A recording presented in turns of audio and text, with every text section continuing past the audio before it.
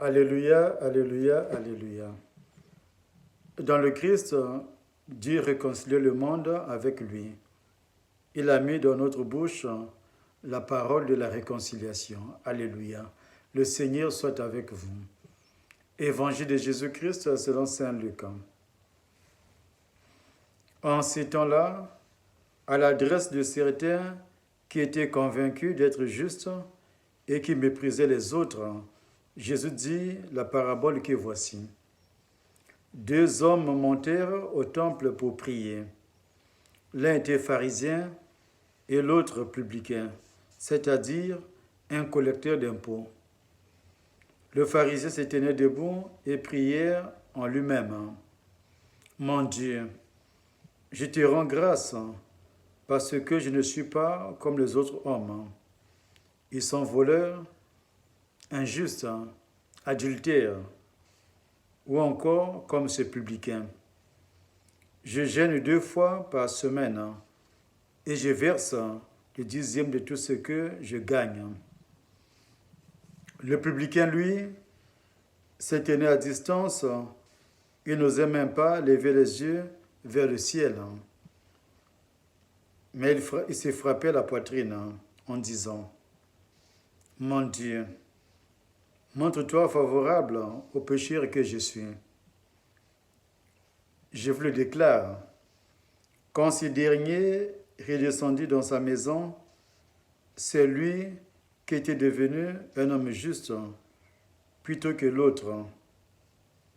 Qui s'élève sera abaissé, qui s'abaisse sera élevé. Acclamons la parole de Dieu.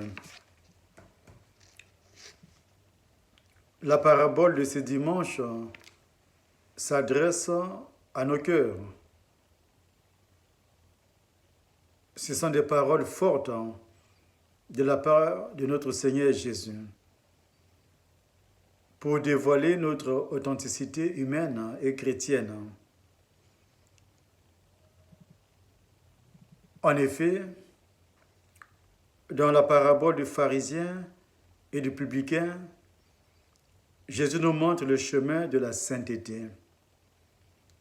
Il nous montre comment devenir juste par notre attitude de prière. Il nous interpelle dans notre manière de se considérer meilleur et juste par rapport aux autres.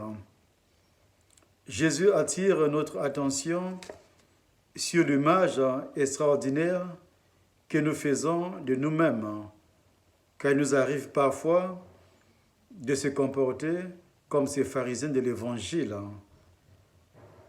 de voir que du négatif dans les autres. Nous devons, au contraire, avoir l'attitude du publicain qui se reconnaît petit devant Dieu et reconnaît ses torts devant Dieu. C'est un signe d'humilité de sa part. En restant loin de Dieu, par crainte, Dieu vient vers lui et fait de lui un juste. Son attitude humble ouvre la porte de son cœur pour que Dieu y trouve demeure. Le publicain, en prière, a le mérite de reconnaître devant Dieu que sa vie n'était pas bonne, qu'il regrettait sa manière de vivre. Le grand chemin s'ouvre dans son cœur pour que Dieu le comble. Il ressemble ainsi à Saint Pierre, disant au Seigneur, après la pêche miraculeuse, « Éloigne-toi de moi, Seigneur, je ne suis qu'un pécheur. » Luc au chapitre 5, le verset 8. La prière du publicain était centrée sur Dieu. Il parlait à Dieu de ses problèmes, alors que le pharisien était centré sur lui-même. Il faisait l'éloge de sa propre personne et de ses qualités. Il expose avec beaucoup d'arrogance sa justice et sa prétendue bonne conscience. Toute sa prière n'était finalement qu'une occasion pour lui de contempler la belle image qu'il avait de lui-même. L'estime de soi est un danger qui guette les chrétiens et nous empêche de voir dans les autres les merveilles de Dieu. C'est la maladie de ces pharisiens. Nous devons faire l'effort de combattre l'attitude de ces pharisiens et de se faire humble comme le publicain.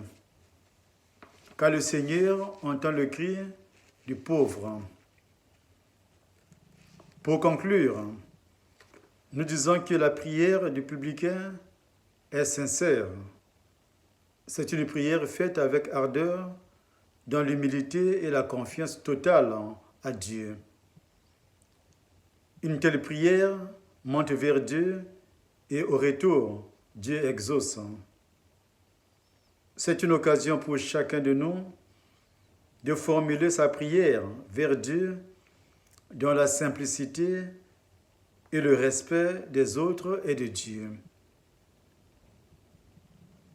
Le proverbe que Jésus livre à la fin de la parabole, qui s'élève sera abaissé, évoque notre salut final et nous met en garde contre l'orgueil devant Dieu et devant les frères, devant tout homme, devant notre prochain.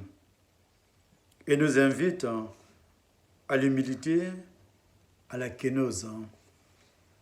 Demandons au Seigneur de nous bénir, qui veille sur nous et qui nous accompagne au quotidien. Au nom du Père et du Fils et du Saint-Esprit.